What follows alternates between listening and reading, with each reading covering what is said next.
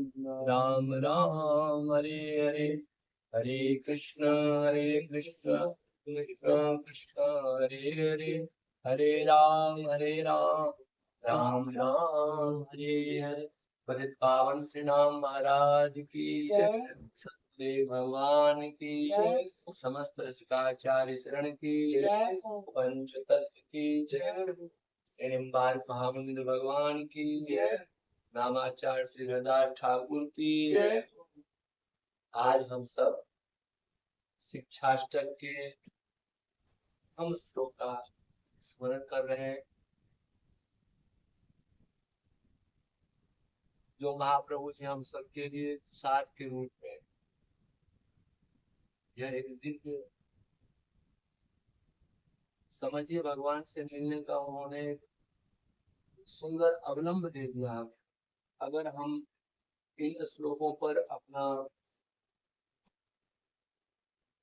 विचार ठाकुर जी के चरणों में निवेदन करेंगे तो निश्चित रूप से हम भगवान को पाएंगे, इसमें कोई संदेह नहीं है। आइए हम सब प्रेम से पहले श्लोक को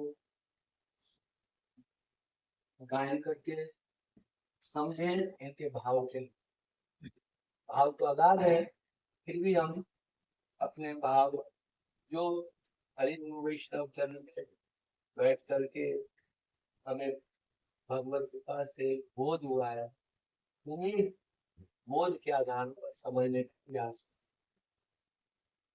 चेतो दर्पण मार्जनम भव महादावाग्निर्वापनम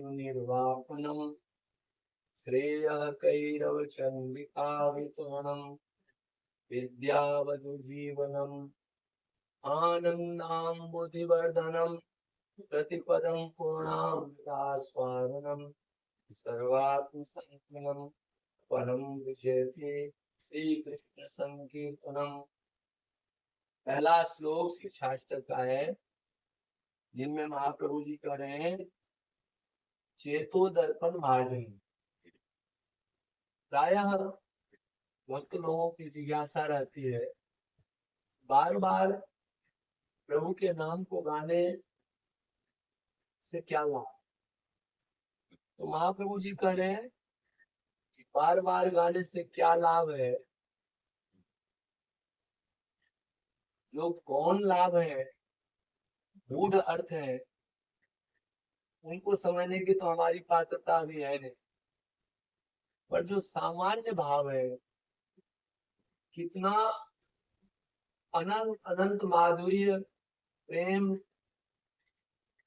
सब कुछ लिए हुए है, इसको हम लोग जब महाप्रभु जी के भावों का दर्शन करते हैं तब अनुभव हो। अरे चेतो दर्पण भाष, भगवान के नाम को बार बार गाने से सबसे पहले तो हमारे चित्त रूपी दर्पण स्वच्छ होते। क्या होते हैं? स्वच्छ, निर्मल। क्यों निर्मल होते हैं? क्योंकि नाम महौषधि है।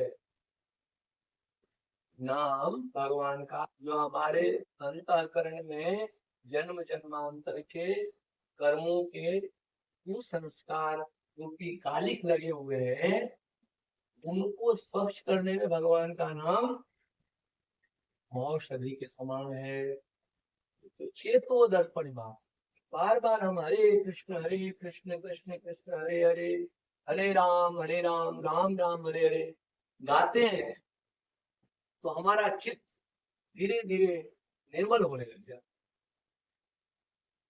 और जब निर्मल चित्त होता है, फिर उस निर्मल चित्त में हमें स्वयं का और प्रभु का छवि प्रकट होता है। क्योंकि दर्पण मैला हो, उसके सन्मुख जाकर हम खड़े हुए, अपना प्रतिबिंब हम नहीं दे सकते ठीक ठीक।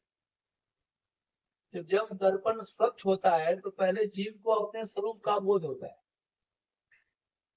फिर मैं कौन और मेरा कौन, फिर प्रभु के तत्व का बोध होता है, प्रभु कौन, फिर मेरे और प्रभु के बीच में क्या संबंध है, और क्यों प्रभु हमें यह अवसर प्रदान है, यानी विविध प्रकार की बातों का स्वतः नाम जपने से अपने आप ऐसी मन में जिज्ञासा, ऐसी भावना उत्पन्न होने लगे। और फिर क्या होता है, जीव जब अपने स्वरूप जानने लग जाता है, भगवान के स्वरूप का बोध हो जाता है, फिर जीव शांत होने लग जाता है। फिर भगवान से प्रेम करने की, भगवान से मिलने की, भगवान से रस का आदान प्रदान करने का विचार मन में। तो करें, ये तो केवल एक शब्द की बात है, चेतो दर्पण मार्जनम। और आगे करें, भव महादावाग्नि निर्वापणम। हर प्राणी आज दग्ध है, जल रहा है कामनाओं में, आवागमन के चक्र में, बार बार जन्मना, बार बार मृत्यु को प्राप्त होना। और इस चक्र से जीव दग्ध होकर, व्याकुल होकर जब पुकारता है प्रभु के नाम को, प्रभु के नाम से यह उसके आवागमन का जो चक्र भाव महादावाग्नि है, ये भी शांत हो जाए। और निर्वापणम श्रेय कैरव चंद्रिका वितरणम विद्यावधु जीवनम श्रेय कैरव चंद्रिका। शरीर जल रहा हो, तप्त हो रहा हो, एक शांत हो जाए, और शांत होने के बाद ऊपर से अमृत की वर्षा होने लग जाए।